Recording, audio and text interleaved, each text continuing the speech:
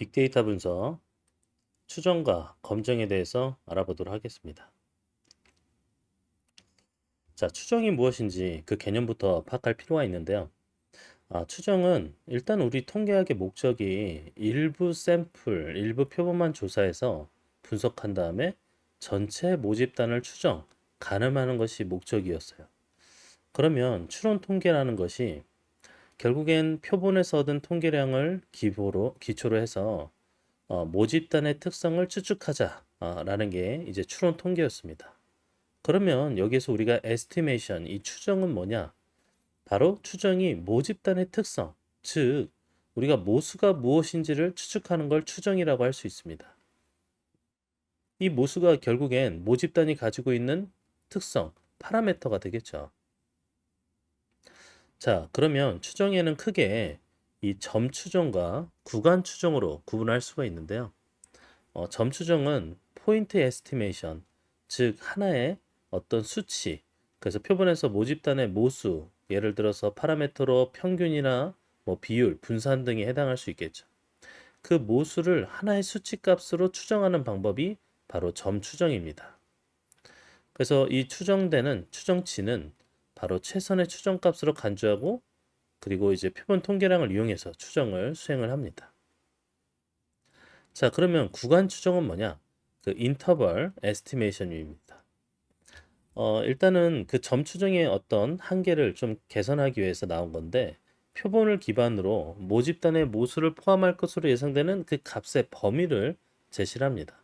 그래서 그냥 단순히 모수 하나를 수치로 추정하는 것보다 그 예상되는 값의 범위를 제시하는 것 때문에 뭐 여기에는 이제 우리가 이제 좀 더 수치적으로 신뢰 구간이라는 개념을 사용해서 표현할 수가 있게 됩니다.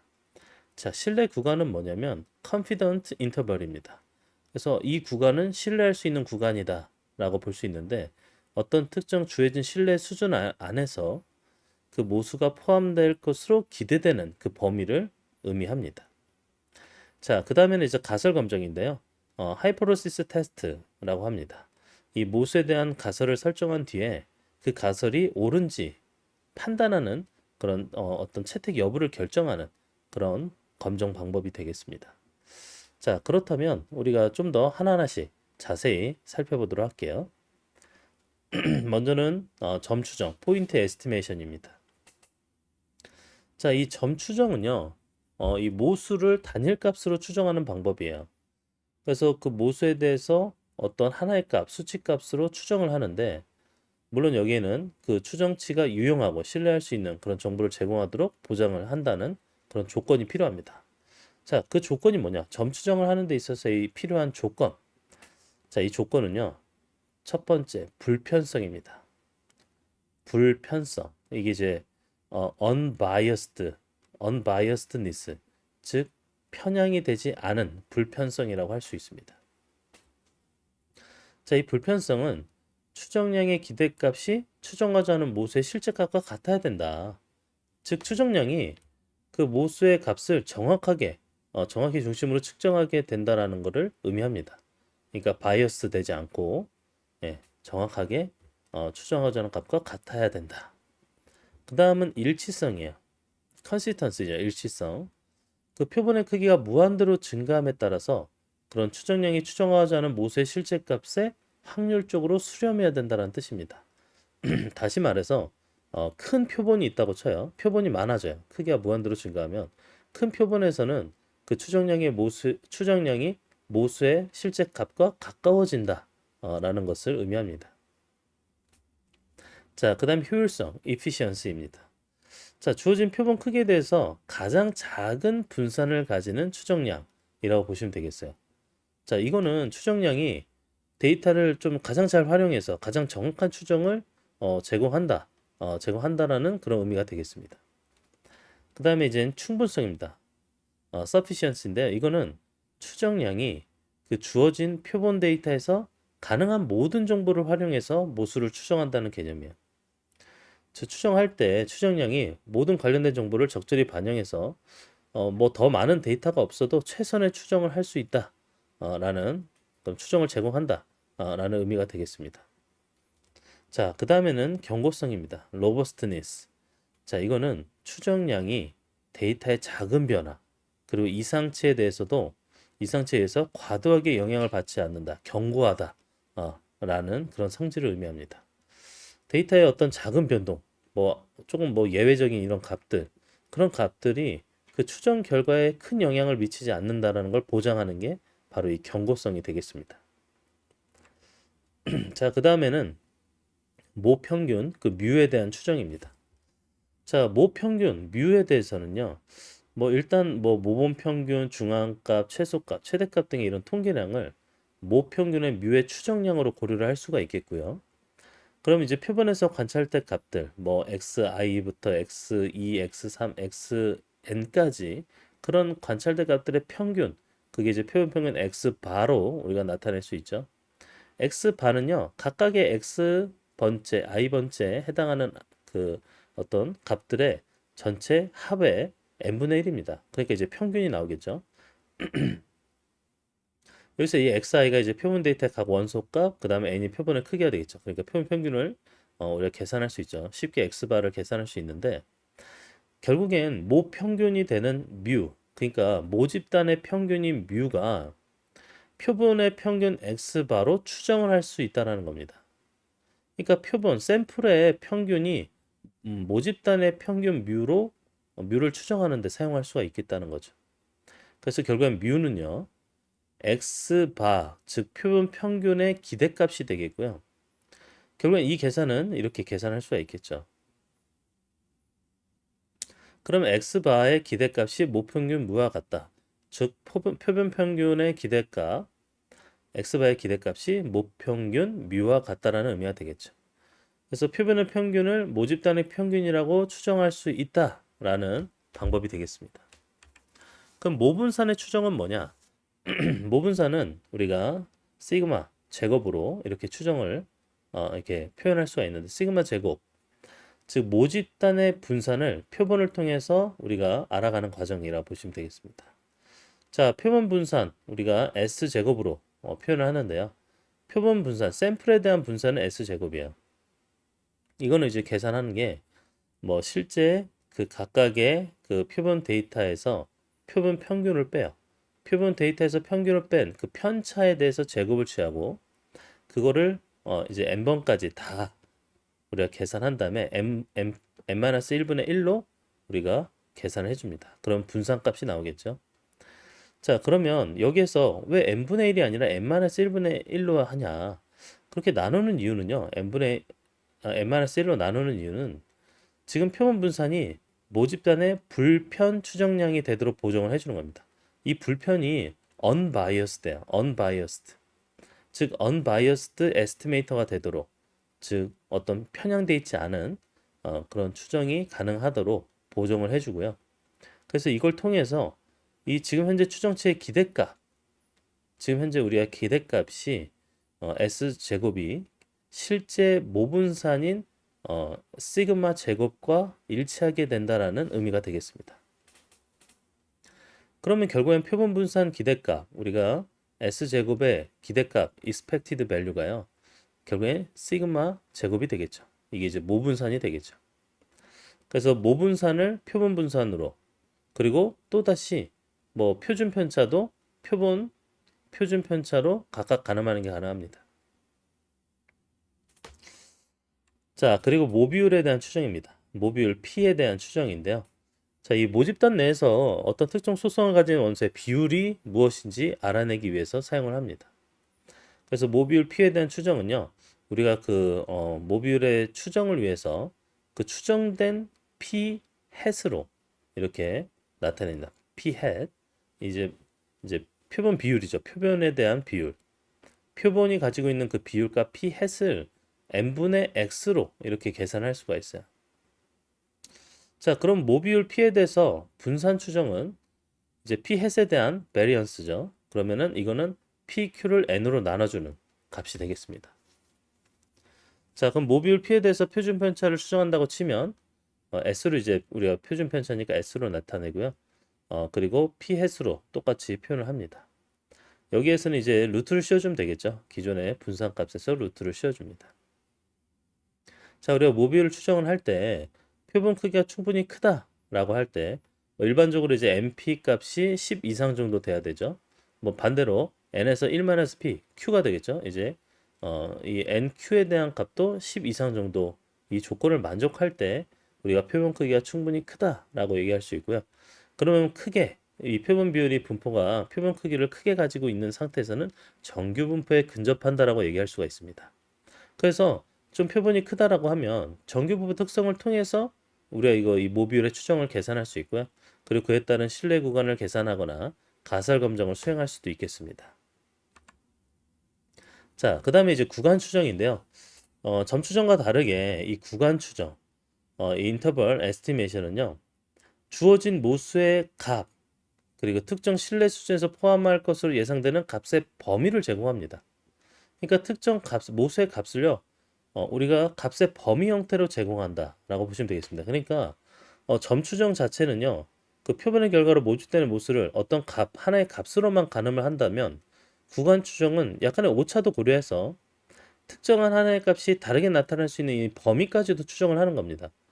사실 점 추정은 뭐 추정이 얼마나 정확한가를 판단하기는 좀 어려워요. 그냥 하나의 값이 맞냐 아니냐 이런 것만 우리가 판단할 수 있기 때문에 그래서 점 추정의 어떤 그런 문제점, 그런 정확성을 보완하는 방법이 이렇게 구간 추정이 되는 거죠. 그래서 추정값의 불확실성을 반영하는 이런 구간을 제공한다. 그걸 통해서 추정의 정확성을 향상시킬 수 있는 겁니다. 그래서 많은 부분에서 이 구간 추정을 사용을 하죠. 자, 여기서의 추정치가 바로 표본 데이터를 바탕으로 계산된 모수의 추정값이 되겠고요. 그리고 신뢰 구간이라고 얘기하는 게 뭐냐면 추정치를 중심으로 모수가 여기에 포함될 것이다 예상되는 그 값의 범위를 우리가 신뢰 구간이라고 얘기할 수 있습니다. 그래서 우리가 표준 오차 그 SE를 고려해 가지고 모집단 평균 뮤가 포함된 확률 구간을 우리가 제시를 할 수가 있는 거예요. 그럼 여기에서 이제 confidence, 신뢰도는 뭐냐면 지금 현재 추정의 정확성과 관련이 있는 것. 그러니까 예를 들어서 신뢰도를 95%다라는 의미가 뭐냐면 표본을 샘플을 100번 뽑았는데 거기에 대한 평균을 구했을 때 95번 정도가 그 신뢰 구간 내에 들어간다. 모집단의 평균이 신뢰 구간 내에 포함된다라는 의미가 되겠습니다.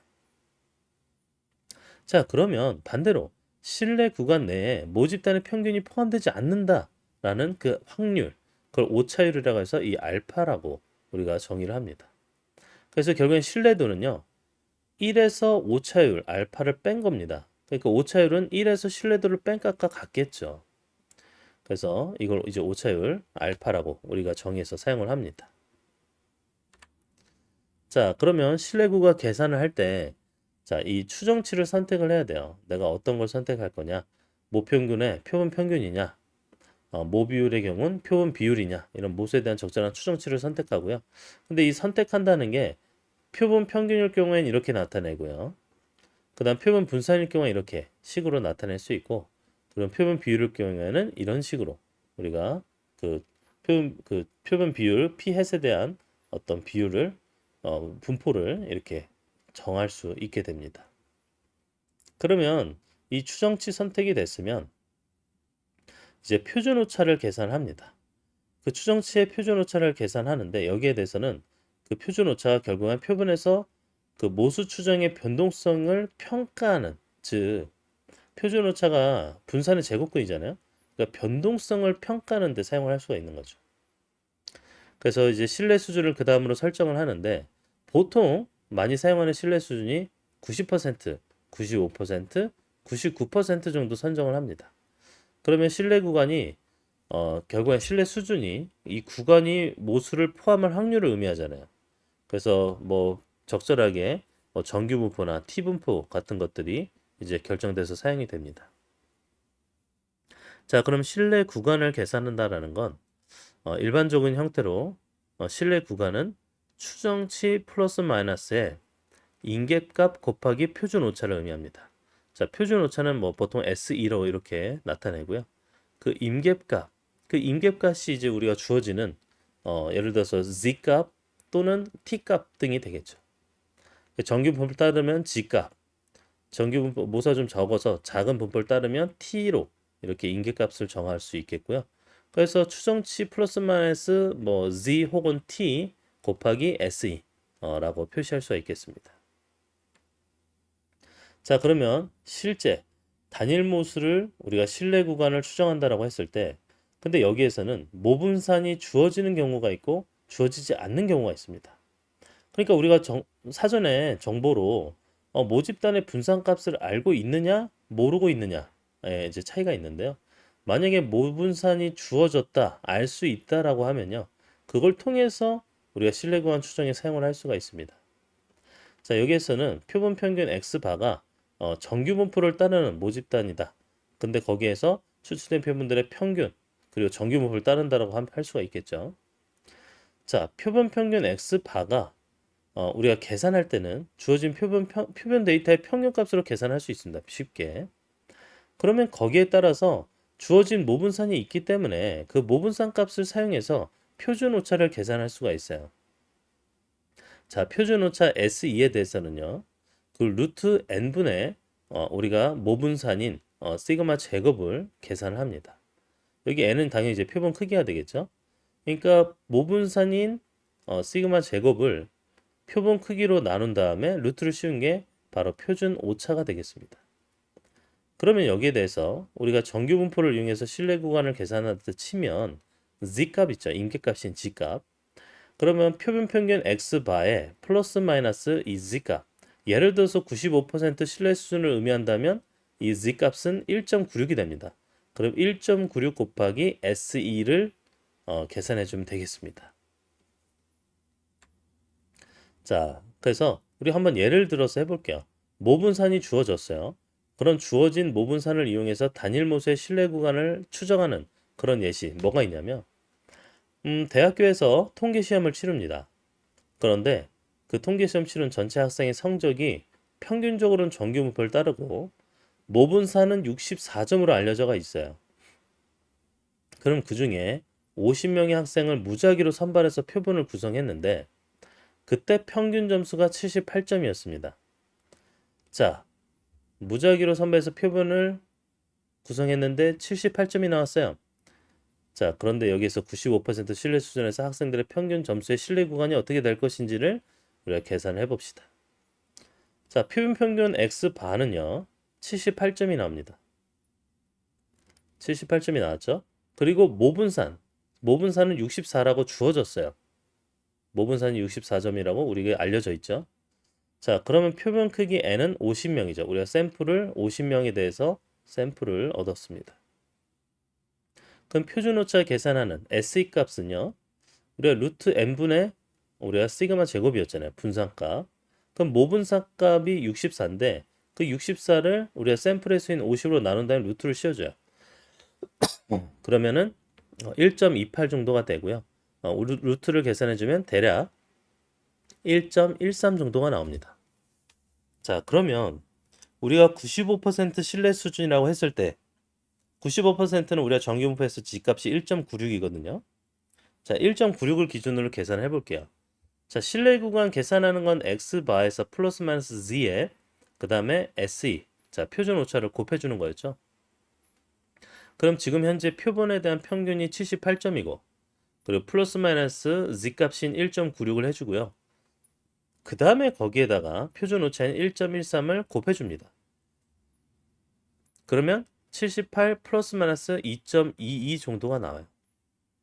그러면 신뢰 구간을 자 계산해보면 78 마이너스 2.22 즉 75.78에서 78 플러스 2.2 80.2 이 사이가 바로 우리가 95% 신뢰 수준에서 나타낼 수 있는 신뢰 구간이 되겠습니다. 그래서 여기에 대해서 우리가 평균 뮤는요, 우리가 지금 추정하고자 하는 이 뮤는 구간 추정에 의해서 75.78에서 80.2 사이에 있을 거라고 우리가 95% 신뢰할 수가 있습니다. 자, 이렇게 우리가 예시를 살펴봤고요. 자, 그 다음에 모분산이 주어지지 않은 경우에 대해서 한번 해보도록 할게요. 자, 모분산이 주어지지 않았어요. 우리가 분산을 모집단의 분산값을 알 수가 없습니다. 그럴 때는 표본 분산을 이용해서 모분산을 추정할 수밖에 없죠. 근데 이때는 T 분포를 기반으로 신뢰 구간을 구성을 합니다. 그 정규 분포를 이용한 것과는 다르게 T 분포를 기반으로 해요. 자, 표본 분산을 계산합니다. 자, 모 분산을 모르기 때문에 표본 분산을 계산하는데 표본 분산 S 스퀘어를 우리가 n-1분의 1, 그러니까 즉 이것도 똑같이 n-1로 나눠줍니다. 근데 여기에 대해서 우리가 각각의 샘플들의 실제 값에다가 표본 평균을 빼줍니다. 그러니까 실제 표본 값에서 표본 평균을 빼주고 제곱을 취해준 다음에 다 더해주고 그리고 n-1분의 1로 우리가 취해줍니다. 그게 이제 표본 분산이 되겠죠. 자, 여기에 표준 오차는 어떻게 계산하느냐? 표준 오차는 SE는 우리가 모분산을 실제 n으로 나눠줬던 것 대비 표본 분산에 대해서 n으로 나눠주고 루트를 씌워줍니다. 그리고 정규 분포 대신에 t 분포를 이용해서 신뢰 구간을 계산하죠. 그래서 x바 그러니까 표본 평균이죠. 그리고 플러스 마이너스 t의 알파인데 이거를 2분의 알파로 계산합니다. 2분의 알파에 그리고 n-1. 자, 그리고 거기다가 표준 오차에는 SE를 곱해줍니다. 그럼 이게 뭐냐? t에 뭐 2분의 알파, n-1 이게 의미하는 게 뭐냐면 지금 현재 t 분포에서 해당 신뢰 수준과 자유도에 대한 임계값입니다. 자, 여기 알파 값 주어져요. 알파 값. 이 알파 값이 우리가 지금 현재 1- 신뢰도죠. 1- 신뢰도.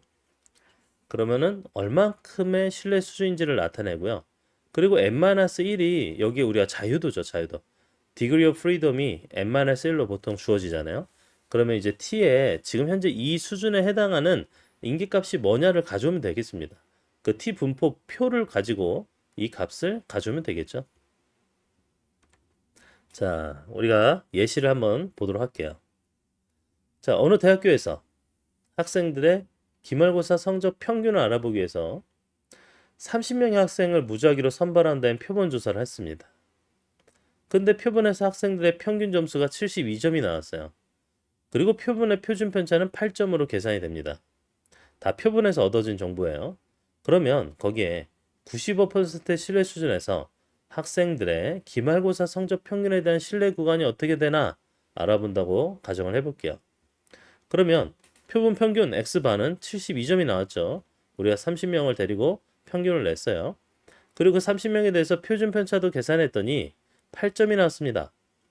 그리고 표본 크기는 30명이 되겠죠. 그럼 여기에 표준 오차 SE는 어떻게 계산하느냐? 말 그대로 우리가 실제 표준 편차에 대해서 전체 표본 크기인 n으로 나눠줍니다. 그러면 계산해 보면 루트 30분의 8 그래서 1.46 정도가 나옵니다. 1.46. 그러면 우리가 95% 신뢰 수준에서 t 값을 구해야 되는데 t 값에 지금 degree of freedom 자유도가 n-1이에요. 그럼 30명에서 1을 빼니까 29. 29에 대해서 t 값을 가져오면 분포표에서 약 2.045가 나옵니다. 자, 2.045가 있다고 보고 그러면 신뢰 구간 x바 플러스 마이너스 지금 우리가 가져왔던 2.045를 넣어주고 그 다음에 SE 표준 오차를 곱해주면 되겠죠. 그래서 72 플러스 마이너스 2.045 곱하기 1.46이 되는데 이걸 계산을 해보면 72에서 플러스 마이너스 2.986 정도가 나옵니다. 그러면 범위로 치자면 신뢰 구간은 72에서 2.986을 뺀 거예요. 즉 69.014에서 72 플러스 2.986을 더한 74.986 사이 정도가 됩니다. 그래서 지금 현재 우리가 추정하고자 하는 이 뮤 값은 구간적으로 69.014에서 74.986 사이에 있어요. 즉 이게 뭐냐? 대략적으로 학생들의 기말고사 평균 성적이 뭐 69점에서 75점 사이에 있을 것이다 라고 우리가 얘기할 수 있겠다라는 거죠. 자, 다음은 이제 비율에 대한 추정입니다. 비율. 그 모비율 P에 대해서 신뢰 구간을 우리가 한번 추정해 보자. 그 모집단의 특정 특성을 가진 원소의 비율을 추정하는 데 사용되는 방법입니다. 자, 이거는 표본에서 관찰될 비율을 바탕으로 도대체 이 모비율 P가 어느 구간에 속할 확률이 높은지를 나타낸다고 볼 수 있습니다. 자, 모비율 P에 대한 추정량은요, 우리가 표본에 대한 비율, 그 모비율 P를 표본에 대한 비율인 P 햇으로 계산하는데 그 p hat은 x를 n으로 나눈 값이 되겠습니다. 그 x가 이제 표본에서 관심 있는 속성을 가진 관찰수를 전체 표본의 크기로 나눠주는 걸로 계산할 수 있겠죠. 자, 그래서 모비율 p에 대한 신뢰 구간을 계산한다 칠 때 우리가 조건으로는 np랑 n의 1-p 이 값이 모두 10 이상일 때, 그럼 10 이상이면 충분히 많아서 우리가 표본 비율 p hat의 분포가 정규 분포에 가깝다라고 가정할 수가 있습니다. 가깝다고 가정하면 여기에 따라 표준 오차 SE를 계산하면요. SE p hat은요. 지금 n분의 p hat 1-p hat 그걸 루트를 씌운 값이 되겠습니다. 자, 그럼 신뢰 구간은 어떻게 계산하느냐? 지금 현재 p hat에 대해서 표본 비율 p hat의 플러스 마이너스 z, 왜냐면 정규 분포를 따르니까 z 값을 쓰고요. 그 다음에 거기에 표준 오차를 곱해주게 되겠습니다. 자, 한번 예시를 통해서 좀 이해를 해볼게요. 자, 어떤 후보의 지지율을 평가한다고 했을 때 1000명의 유권자를 무작위로 조사를 했습니다. 1000명의 유권자를 조사했더니 이 중에 600명은 특정 해당 후보를 지지한다라고 응답을 했어요. 그러면 여기에 우리가 95% 신뢰 수준에서 응답자들에 대한 신뢰 구간을 정한다고 치면 어떻게 해야 될까? 자, 표본 비율은 p hat은 1000분의 600이 되겠죠. 0.6이 나오겠습니다.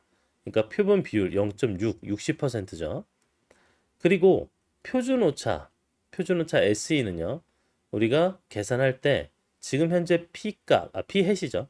p hat 값 곱하기 1-p hat 값이니까 0.6 곱하기 0.4가 되고요. 그리고 전체의 n이라는 값 1000으로 나눠줍니다. 그걸 루트 씌워주죠. 계산하면 루트 1000분의 0.24가 나오고요. 0.00024 루트 0.00024가 나오는데 이건 대략적으로 0.0155 정도가 나옵니다. 그러면 95% 신뢰 수준에서 신뢰 구간 계산을 해보면 구간 계산은 p hat 플러스 마이너스 z에 곱하기 SE p hat이었죠.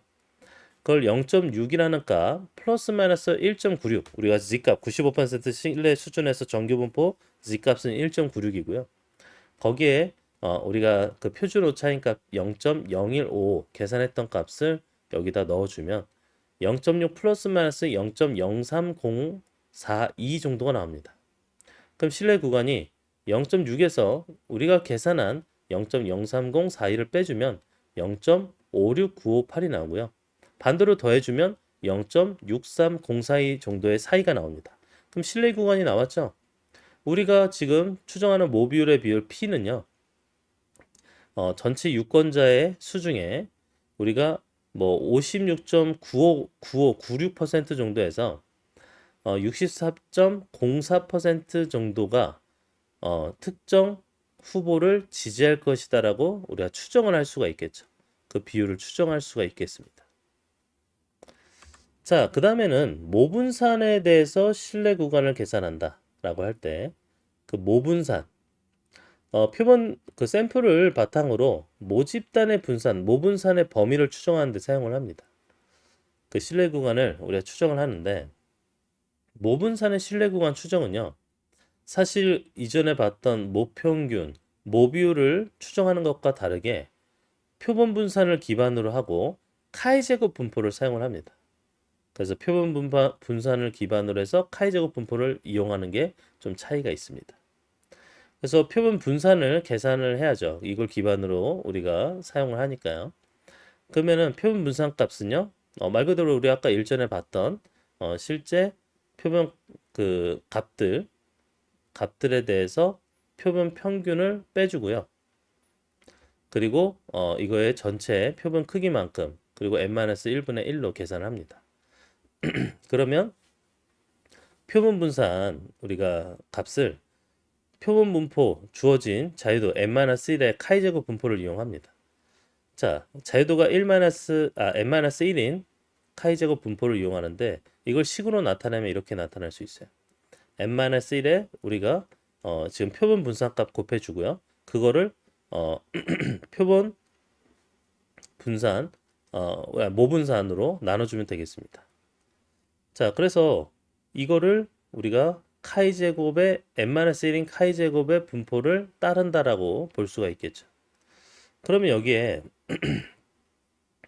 우리가 모분산에 대해서 1-알파 오차율이죠. 1-알파에 대해서 100%의 신뢰 구간을 계산한다고 치면은 이런 식으로 우리가 구간을 계산할 수가 있겠습니다. 자, 이 계산은 여기 보시면 n-1에 우리가 s 스퀘어 이제 우리가 표본 분산이죠. 이거를 다 분자로 두고요. 분모는 우리가 카이제곱 분포에서 나타낼 수 있는 그 값. 근데 카이제곱 분포 표를 통해서 이 값은 가져오면 되는데 이 값이 의미하는 게 뭐냐면 알파 2분의 알파잖아요. 2분의 알파니까 그 알파 값에 따라서 우리가 지정된 그 분포표에서 가져오고 디그리 오브 프리덤은 자유도는 n-1로 지정을 해주는 거죠. 반대로 이제 여기는 1-알파를 2로 나눠줍니다. 그래서 이 사이에 있는 신뢰 구간으로 우리가 모분산에 대한 신뢰 구간 추정에 사용을 할 수가 있겠죠. 자, 모분산에 대한 신뢰 구간입니다. 모분산. 100명의 학생들이 시험 점수에서 표본 분산이 400으로 계산되었다라고 하면 그럼 여기로부터 모분산을 뭐 95%의 신뢰 구간을 우리가 계산한다고 해볼게요.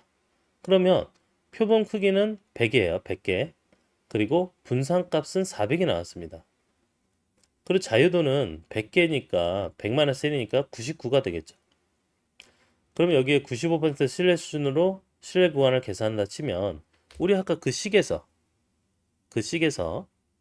지금 보면 n-1에 그리고 표본 분산값을 곱해줘야 되니까 n-1 99죠. 99에서 400을 곱해주고 이게 이제 다 분자가 되겠고요. 분모는요. 카이제곱 분포표에서 해당하는 값을 가져왔습니다. 그래서 우리가 알파 값을 2로 나눈 0.025에서 0.975까지에 해당이 되는 그 카이제곱 분포표 값을 가져오면 여기 0.025, 즉 2.5% 정도의 구간은 74.361이 나오고요. 95% 정도의 그 카이제곱 값은 128.422가 나옵니다. 그래서 99에서 400 곱한 39,600을 둘 다 나눠주면 결국엔 308.36 그리고 539.80 사이가 나옵니다. 그래서 우리가 모분산 지금 추정하려는 모분산은요. 신뢰 구간으로는 대략적으로 308.36에서 539.80 사이에 있을 것이다. 이게 바로 전체 학생들의 시험 점수 분산값이 되겠죠. 이 분산값은 이 사이에 있을 것이다라고 우리가 추정을 할 수가 있겠습니다. 자, 그리고 여기에 모평균의 차이, 모평균의 차이, 두 개의 모평균의 차이를 우리가 계산할 수가 있겠는데요. 자, 여기 보면은 평균이니까 뮤인데 그 두 모집단이 있는 거야. 두 모집단 각각의 모평균인 뮤1 그리고 뮤2에 대해서 이 차이에 대해서 우리가 신뢰 구간을 계산하고자 할 때 쓸 수가 있겠는데 두 개의 이제 독립된 모집단에서 추출된 표본을 바탕으로 합니다. 그 평균 사이의 차이를 추정할 때 사용할 수가 있겠죠. 근데 이제는 이제는 모분산을 알고 있을 때, 자, 모분산의 값, 그러니까 각각의 두 모집단에 대한 분산값이죠. 자, 여기에 대해서 우리가 이렇게 표시를 하고요. 그리고 신뢰 구간에 대해서는 이렇게 계산합니다. 자, 여기 보면은 그 표본 평균 이제 두 모집단의 두 이제 표본 평균이죠. 우리가 그 구간이 그러니까 두 개가 독립된 모집단이 있으니까요. 거기에 대해서 추출된 표본이니까 그 추출된 표본에 대한 평균입니다. 그거에 대한 차이죠. 그리고 플러스 마이너스 z 이게 정규분포를 따른다고 치고 그리고 SE 이게 이제 표준 오차에 대해서 계산합니다. 그럼 표준 오차 계산은 어떻게 하느냐? 우리가 모분산을 알고 있기 때문에 모분산을 실제 그 각 표본의 크기로 나눠주면 되겠죠. 얘도 두 번째 집단의 두 번째 표본 크기로 나눠주고요. 그걸 더하고 루트로 씌워주는 게 표준 오차가 되겠습니다. 근데 모분산을 알지 못한다라고 하면 근데 모분산을 알지 못하는데 그래도 표본이 많은 경우에는 어떻게 할 거냐? 적어도 이제 각각의 우리 표본 크기가 30은 넘는 이상이 되는 그럴 경우에는 많으니까 정규 분포를 이용합니다. 근데 이제 모분산을 모르니 여기에 보면은 다른 식은 똑같지만 달라진 게 이거죠. 여기. 즉 모분산을 알고 있을 땐 모분산을 우리가 기준으로 계산하면 되는데 모분산을 알지 못하니까 표준오차에서 모분산 대신에 지금 현재 표본 분산을 이용을 합니다. 모분산 대신 표본 분산을 이용한다. 근데 뭐 모분산도 모르는데 표본도 적어요. 그럴 때는 T 분포를 이용합니다. T 분포. 뭐 여기에서 그대로 표본 분산을 이용하는 건 똑같은데요. 차이는 여기죠. Z 값 대신에 T 값을 이용한다. 우리 T 분포가 이제 우리 샘플링 수가 적을 때 할 수 있는 방법이잖아요. 자, 그러면 모 평균에 대한 차이에 대해서 대응 표본에 대해서 두 모 평균의 차이의 신뢰 구간을 계산할 때가 있습니다. 대응 표본이 있는 상태. 그러면 추정에 대응 표본을 이용합니다. 그 페어와이즈 샘플이라고 그러는데 그 대응 표본을 이용할 수가 있고 그리고 그 대응 표본 페어에 대해서 짝을 이룬 n개의 표본들의 차이 그 차이 값을 di라고 할 수가 있습니다. di. 그러면 우리가 이용하는 게 di의 표본 분포는 지금 현재 자유도 n-1의 t 분포를 이용하는 걸로 가져갈 수가 있습니다. 그래서 t 분포를 이용하는 거죠. 근데 여기에서는 대응 표본만 알고 있기 때문에 di에 대해서 표본 평균인 d바와 그리고 di에 대한 표준 편차인 sd를 사용을 합니다. 그래서 그 차이 값을 표본 값으로 그러니까 대응 표본으로 사용을 하는 거죠. 그래서 di에 대해서는 계산을 할 때 이제 d바에 대해서 계산할 때는 우리가 이제 n의 그러니까 이제 그 크기죠. 실제 그 크기의 차이, 실제 각각의 그 크기의 차이를 n으로 나눠줍니다. 크기의 차이의 합을 n으로 나눠줘요. 그럼 이거를 계산하면 di에 대해 각각의 값에 대해서 n만큼의 합을 n으로 나눠주는 거죠. 그게 이제 평균이 되겠죠. 자, 그리고 SD는요, 표준 편차는 우리가 di에 대해서 d바, 즉 di 값에 각각의 차이에 대한 값에 d바는 그 차이에 대한 평균이죠. 그 평균을 뺀 거에 대한 제곱을 취하고 전체에 n만큼 합친 다음에 n-1로 나눠주고요. 루트를 씌웁니다. 그게 바로 표준 편차, d에 대한 차이에 대한 표준 편차가 되겠죠. 그래서 계산하면 실내 구간은요. d바에 플러스 마이너스 t 그리고 se d바로 계산합니다. 표준 오차는 어떻게 계산하느냐? 우리가 표준 편차 SD가 계산이 돼 있잖아요. 그래서 SD를 루트 n으로 나눠주면 이제 표준 오차가 계산이 됩니다.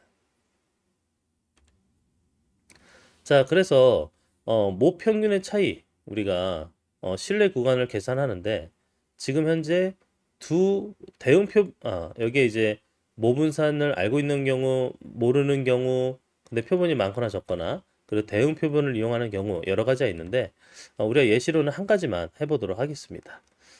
자, 예시 여기에 대해서는 우리가 이제 T 분포를 사용하는 방법인데요. 두 그룹의 환자가 서로 다른 약을 투여받았어요. 그룹이 첫 번째 그룹, 두 번째 그룹으로 서로 다른 약을 받은 형태로 구분이 됩니다. 첫 번째 그룹은 50명이 있고요.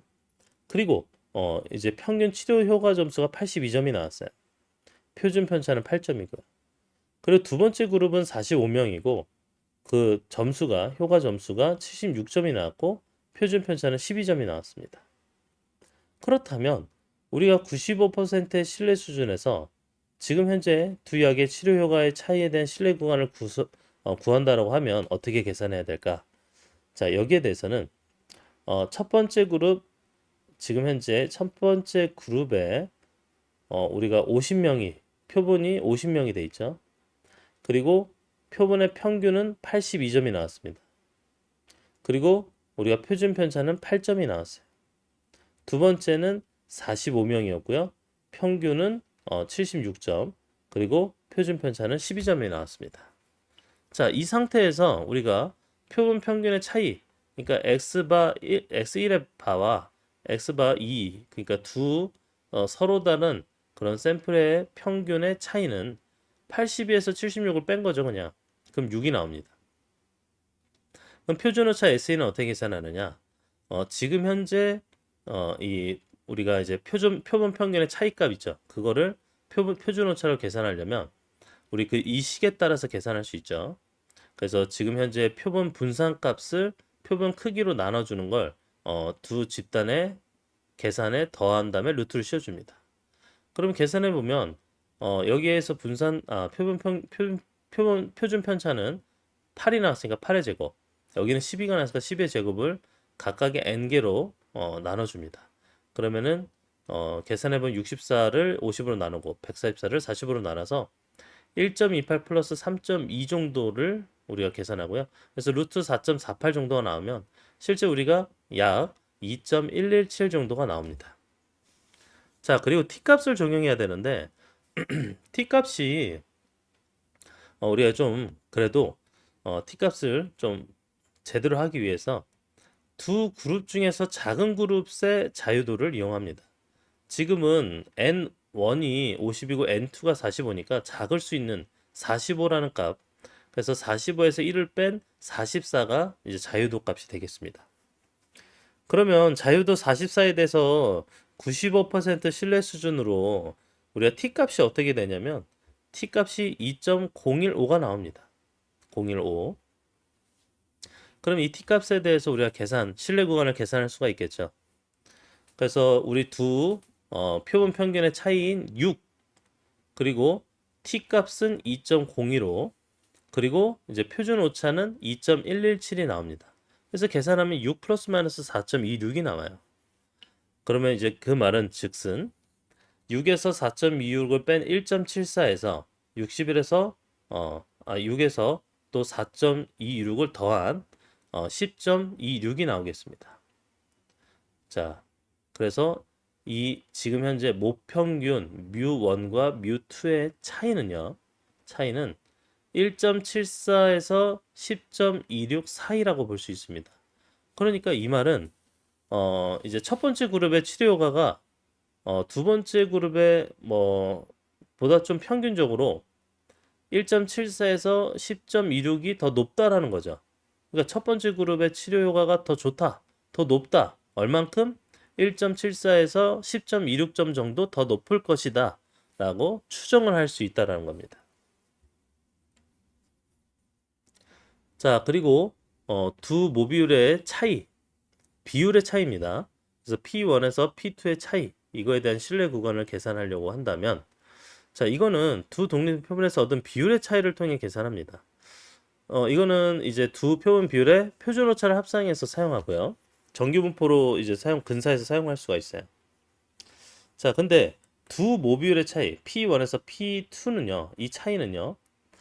이 추정량을 두 표본 비율의 차이로 계산할 수가 있습니다.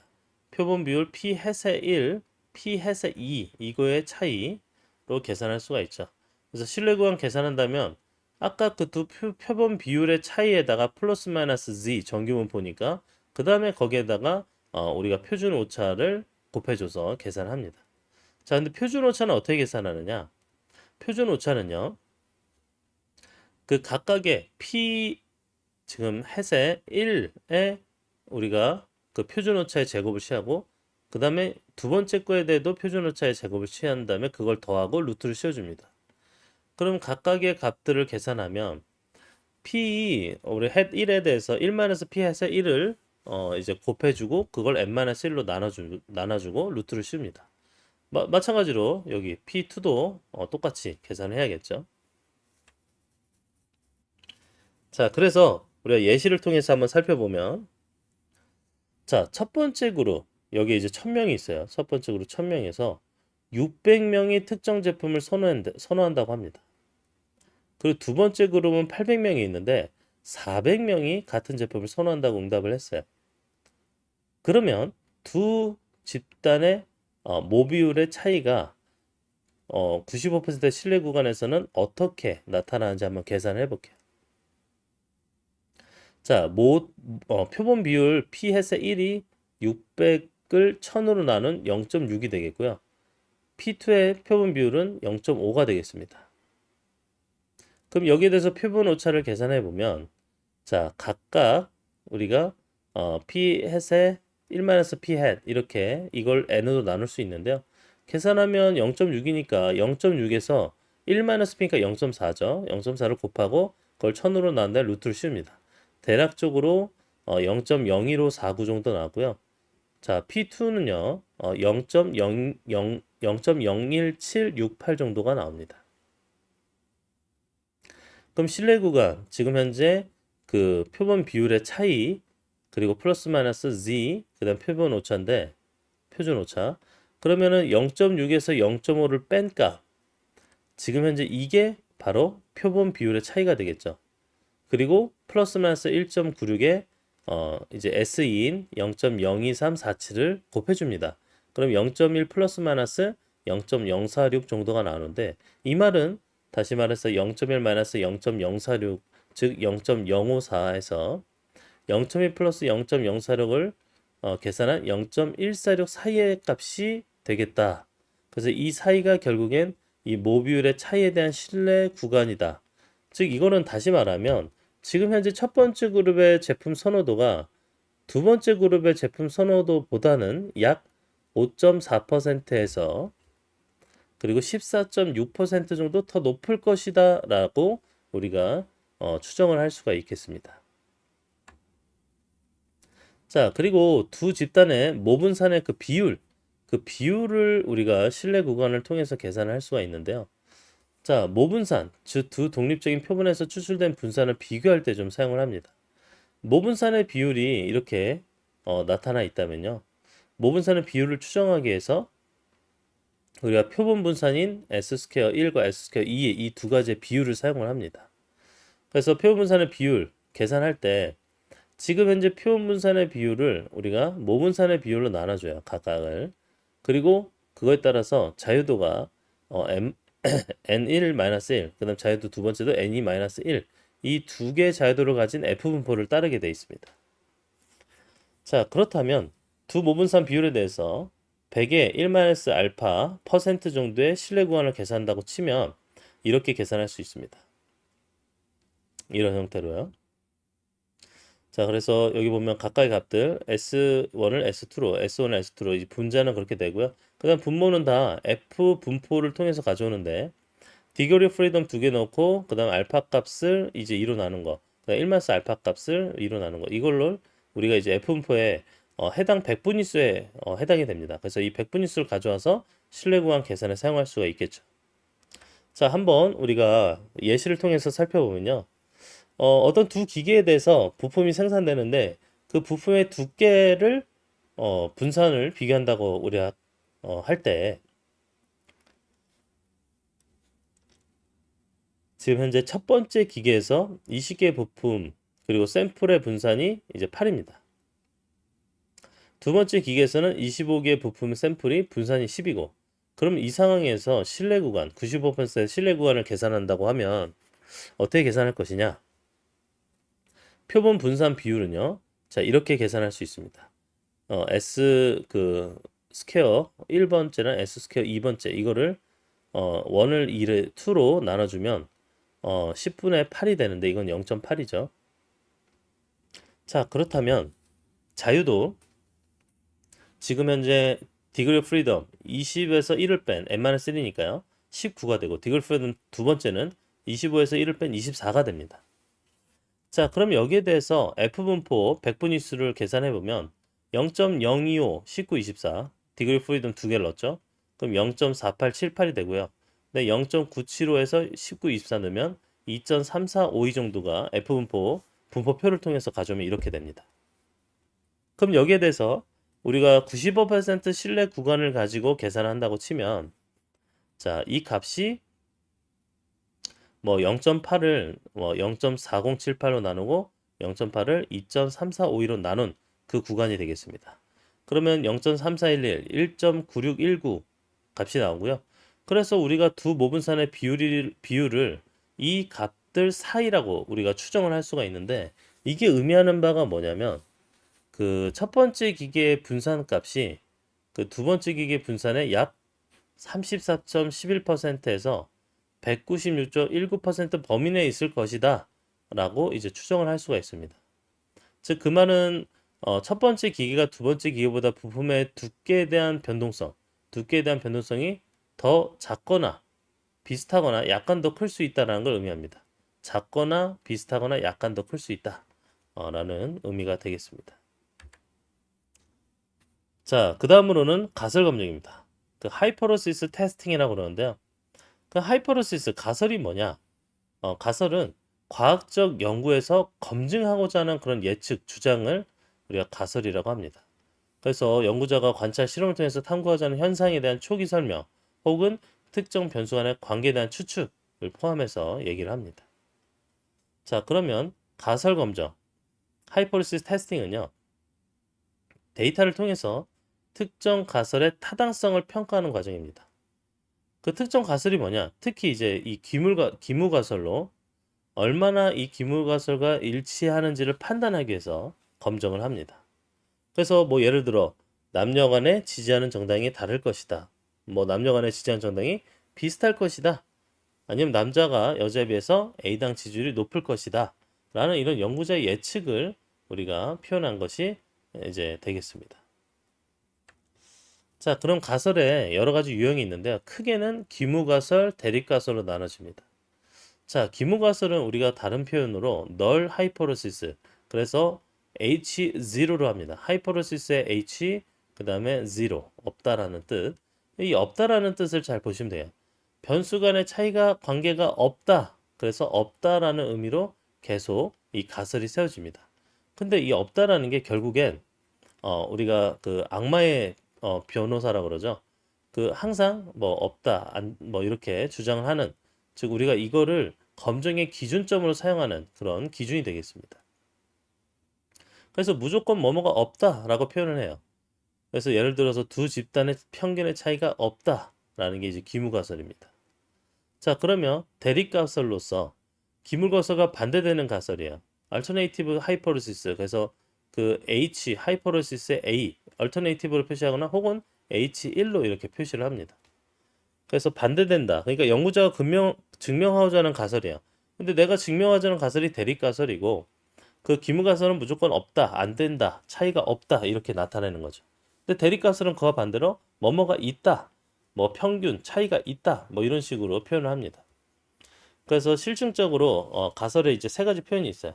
차이가 있냐 없냐, 관계가 있냐 없냐, 영향이 있냐 없냐 이렇게 우리가 정리를 유형별로 할 수가 있는데요. 차이가 있냐 없냐를 통해서 뭐 예를 들어 이런 거예요.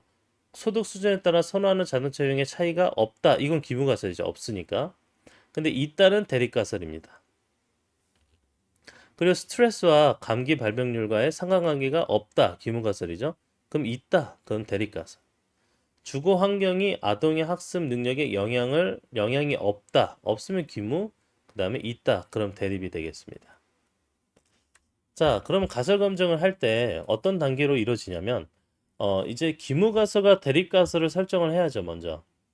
그래서 기무가설, 변화가 없다, 효과가 없다, 차이가 없다라는 그 가설. 근데 대립가설은 그에 대한 반대되는 거죠. 그래서 연구자가 증명하자 하는 그런 가설을 대립가설로 세웁니다. 그리고 적절한 검정 통계량을 선택을 해야 되는데요. 물론 여기에는 데이터의 유형도 고려하고 분포도 고려하고 표본의 크기도 고려하고 그리고 가설의 유형 등도 고려해서 선택을 해야 됩니다. 자, 그리고 유의 수준, 이 알파를 설정을 해주는데요. 자, 유의 수준, 기무가설을 잘못 기각할 확률입니다. 대략적으로 한 5% 정도, 0.05, 5% 정도를 이 알파 값으로 사용을 합니다.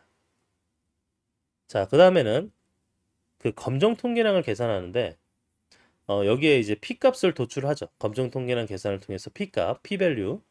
근데 P값이 그 기무가설 하에서 관측된 결과가 나올 확률을 의미합니다. 그래서 만약 P값이 어떤 스레시홀드 유의 수준보다 작거나 같으면 기무가설을 기각해야 되고요. 그리고 그렇지 않다면 기무가설을 기각하지 않습니다. 자, 결론을 도출해서 보면 P값과 유의 수준을 비교해서 가설을 기각할 것인지 기각하지 않을 것인지 결론을 내리는 부분입니다. 만약에 P값이 매우 작다. 그러면 기무가설 하에서 관찰 결과가 매우 드물다. 그래서 이때는 기무가설을 기각하고 대립가설을 지지할 수 있게 되는 겁니다. 그래서 이렇게 대립가스를 채택하는 구간을 우리는 유의 수준, 기강력이다 라고 얘기를 합니다. 좀 용어에 대해서 살펴보면 자, 검정 통계량 우리가 이미 많이 이야기를 했던 건데 실제 현상, 그러니까 데이터를 기준으로 기무가설이 없다, 뭐뭐가 없다라는 그 기무가설을 가정으로부터 얼마가 차이가 있는지를 계산한 게 검정 통계량입니다. 그리고 가설 기각은 실제 표본의 관측치랑 이론치와의 차이가 그런 확률적인 오차 범위를 넘어서 오류라고 할 수 있다라고 판단이 되면 그걸 가설 기각으로 보시면 되겠습니다. 가설 채택은 관측치와 이론치의 차이가 신뢰 수준 범위 내에 존재하는 거야. 그럼 그 가설을 채택할 수가 있게 되는 거죠.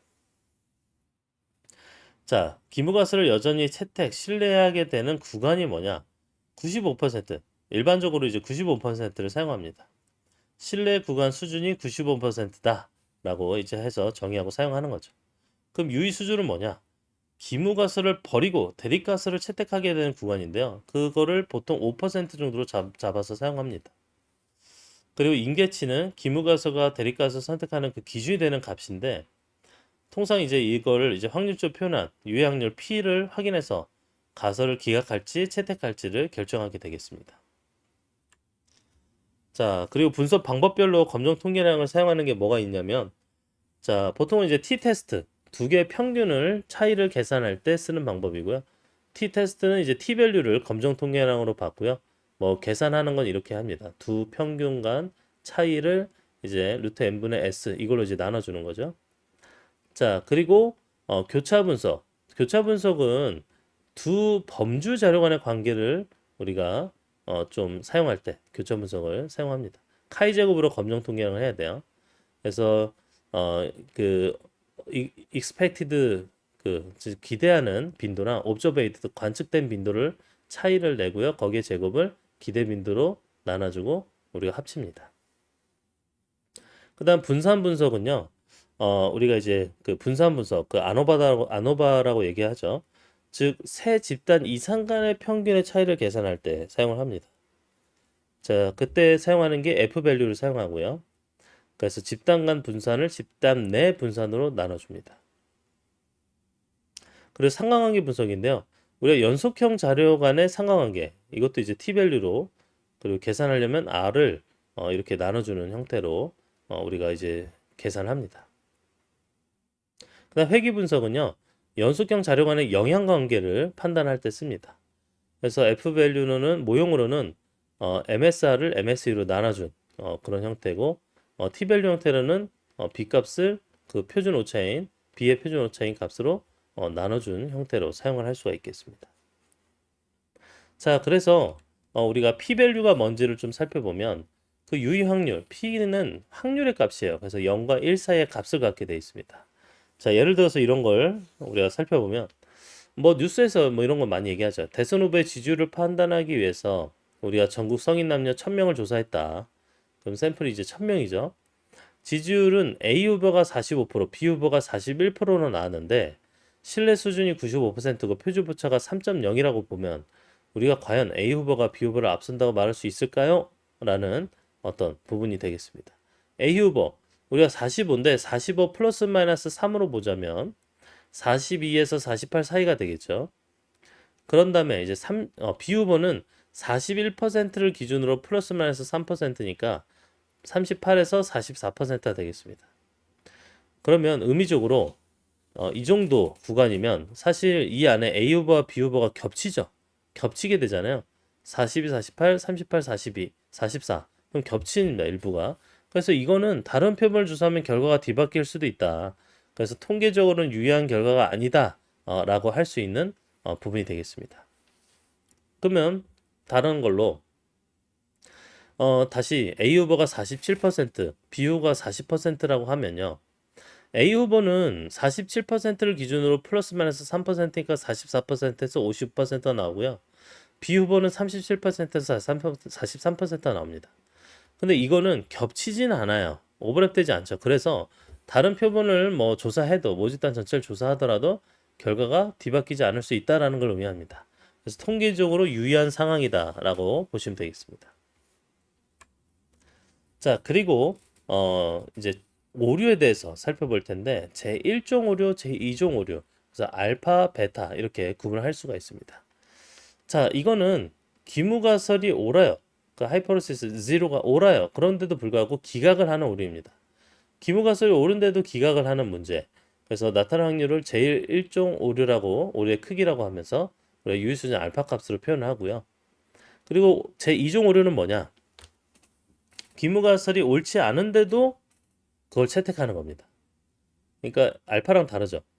제1종 오류 알파는 기무가설이 옳은데 기각하는 건데, 이거는 기무가설이 옳지 않은데 채택하는 그런 오류입니다. 그래서 이걸 제2종 오류 크기라고 하고 베타로 표현을 합니다. 그래서 기무가설이 사실이 아닌데 사실이라고 판단하면 뭐 사실 옳은 거죠. 사실인데 사실이라고 하면 옳은 거고, 사실인데 사실이 아니라고 판단하는 게 알파 오류입니다. 제1종 오류. 그리고 기무가설이 사실이 아닌데 사실이라고 판단하면 베타, 제2종 오류가 되겠습니다. 근데 뭐 사실 기무가설이 아닌데 아니라고 하는 건 옳은 결정이 되겠죠. 자, 그래서 우리가 단일 모집단에 대해서 가설 검정을 한다고 보면, 자, 단일 모집단 거기에 대한 모평균에 대한 가설 검정은 우리가 통계 분석상으로는 1표본 T 검정이다라고 얘기합니다. 원 샘플 T 테스트. 그래서 가설 설정을 합니다. 자, 기무가설 표본 집단의 평균은 모집단과 다르지 않다. 차이가 없다라는 가설을 합니다. 근데 대립가설은 표본 집단의 평균이 분명히 모집단과 다를 것이다. 차이가 있을 것이다. 라고 이제 설정을 할 수가 있겠죠. 그래서 검정 통계랑 계산합니다. 평균 비율에 따라 이제 달라지는데요. 계산식이. 지금 계산식을 보면은 지금 현재 표본의 평균과 모평균, 모집단의 평균 빼고 그걸 이제 표준 오차로 나눠준 겁니다. 표본의 평균과 알려진 값과의 차이에 표준 오차로 나눠준다 라고 보시면 되겠고요. 그리고 비율도 마찬가지야. 표본의 비율과 알려진 비율과의 차이를 표준 오차로 나눠주는 형태로 계산할 수가 있겠습니다. 자, 그래서 단일 모집단의 가설 검정 예시를 한번 살펴보면, 전국 고등학교의 남학생 평균 크기가 174예요. 전국의 남학생이. 그런데 A학교 100명의 평균 키를 쟀더니 179예요. 그리고 표준 편차가 20cm였다고 하면 유의미한 차이가 있을까? 자, 평균 학교 그리고 전국 평균 키. 그래서 이 x를 뮤를 빼는 데 쓰는 거죠. 그럼 179에서 174를 뺍니다. 그리고 표준 오차인 루트 n분의 s.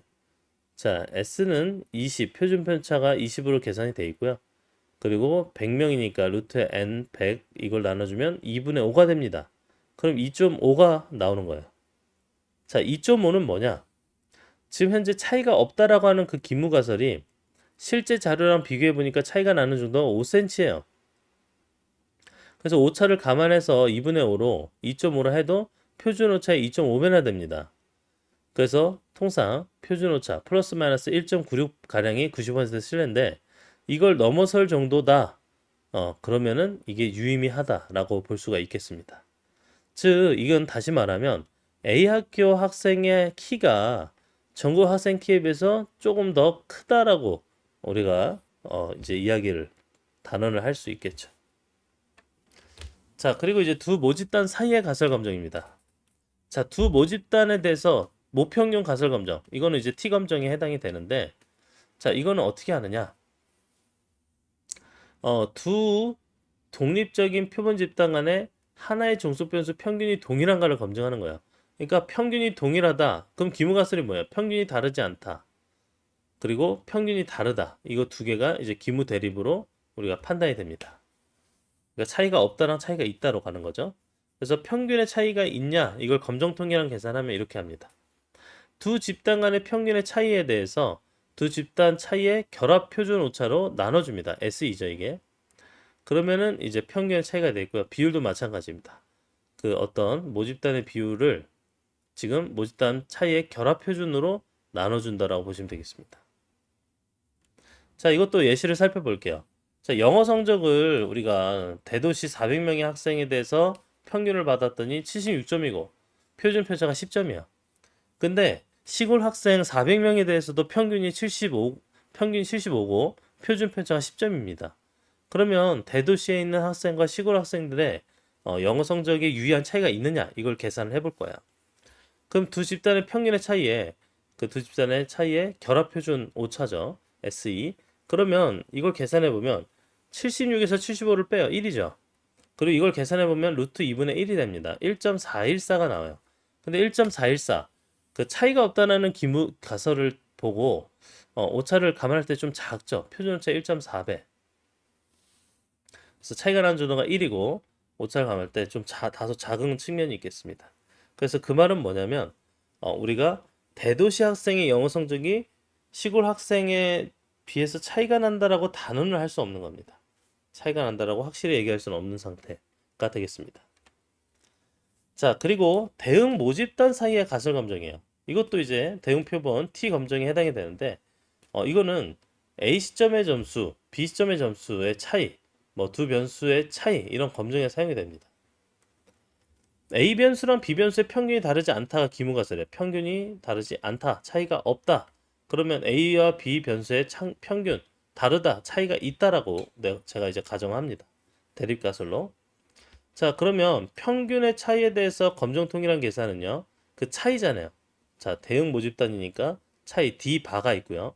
그 D바에 대해서 실제 그 각각의 그 확률 값에 대해서 차이를 계산합니다. 즉 이게 이제 두 평균의 차이가 되겠고 그 다음에 차이의 분산도 있습니다. 분산.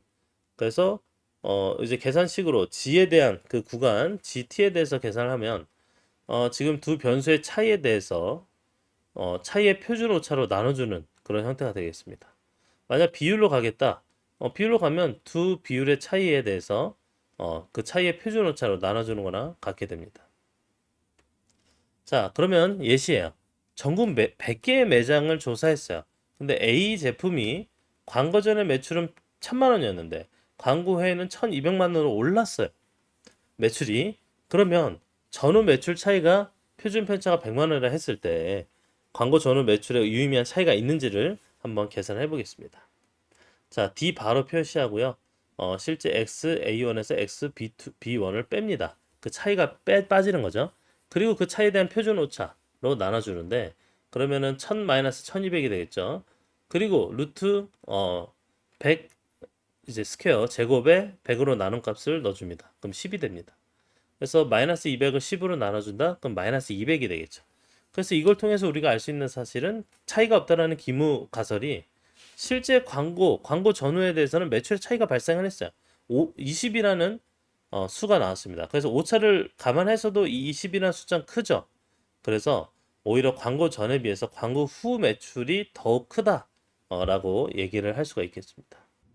자, 그래서 지금까지 우리가 이제 추정과 검정에 대해서 우리가 어떤 게 있는지 함께 살펴봤습니다.